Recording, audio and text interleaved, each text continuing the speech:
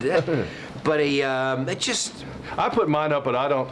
I've got 704,000 hits on it. I don't do anything. I just put some pictures and some stuff like that. And occasionally I'll put something topical. You know, I need two-shot tight ones over here, please, and all twos in here. Oh, watch it. No, watch it back. Okay. I love this movie, by the way. I really Jimmy. did. Yeah, it's the first movie I've liked in a while. Oh, good. Got my blood going, you know? Yeah, it's pumped up. It's pumped up. I like a movie that makes me, it actually had sweaty palms, and that sounds like it's cliche, but it really did. I mean, this movie's going. Yeah, it takes off and doesn't stop. You know, you don't have no time to catch your breath. I think it gives you a great kind of background look at the Secret Service and what's going on, and I'm real happy about it. They'd flunk you out of the Secret Service with that beard, by the way. They sure would. This is What's that all about? This is the next picture, a movie I'm doing called King of California. So the hair and the beard would have to go. Maybe I was undercover. Maybe that would. You know, I always liked you best, maybe. And of all the plays, you know, I had a game I played with some folks on the radio the other day, and they really were able to name a lot of your characters, which I think is unusual and a real honor. The name of the character? They almost can remember Gordon. Like, oh, that's an easy one. But even the other ones they did, very distinctive characters.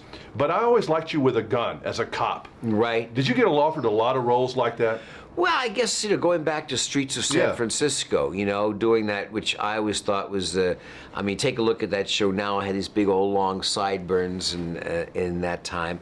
And I guess, you know, a lot of that came out of that. I haven't done, you know, fair amount. Let's see, Basic Instinct, Black Rain. But you're good at that. I mean, you know, sometimes people get pushed to things that people like. I mean, as an audience member, I like you in that power position. Yeah, it's great. I mean, I'm not a, you know, as you know, I'm not a gun proponent necessarily, and so to do this, I'm always getting called all the time. But I like it. It was on this one we were doing weapons training with Kiefer, of course, from 24, who knows all that stuff.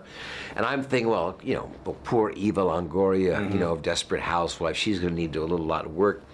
And we had the actual Secret Service retired agents working with us, showing the process of how they go.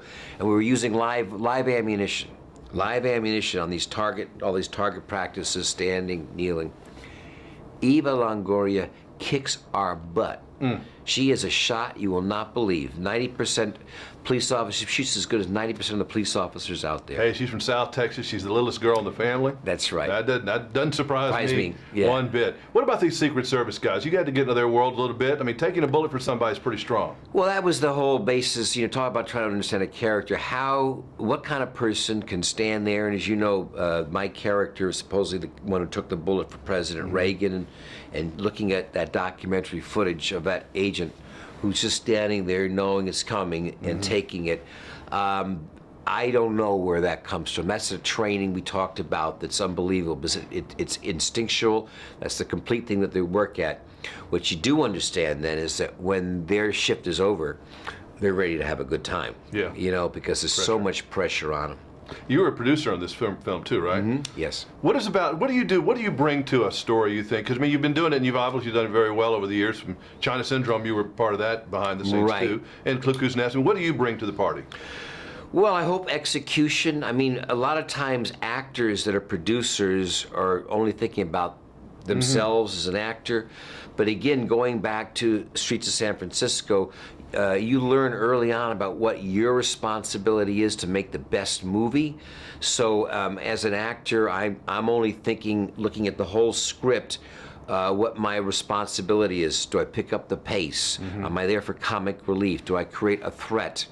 And I encourage all the other actors to be as good as they can be. I'm not competitive, because I want to make the best movie possible. But you never directed. You did direct the Streets of San Francisco. I directed some Streets episode. You didn't like that?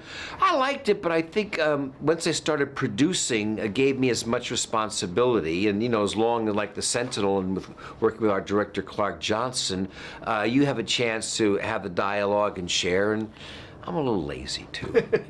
Yeah, it's an every day, every hour, every minute of the day kind of thing, isn't it? Well, it really is. I think you work hard enough, sir. Thank you, Jim. All right, good to see you. Good to see you again. All right, appreciate it. Yeah, all the best. So what is the King of California? What is that?